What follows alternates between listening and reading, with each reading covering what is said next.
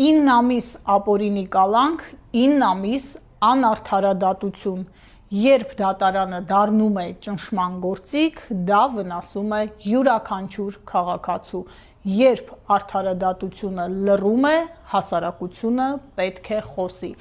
Վաղը հակակոռուպցիոն դատարանը քննելու է Ուժեղ Հայաստան կուսակցության նախագահ ազգային բարերար Սամվել Կարապետյանի տնային կալանքը երկարաձգելու միջնորդությունը։ 15:30-ին ես լինելու եմ հակակոռուպցիոն դատարանի առջև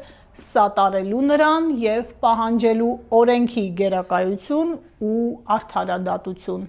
Ազատություն Սամվել Կարապետյանին, ազատություն Հայաստանին։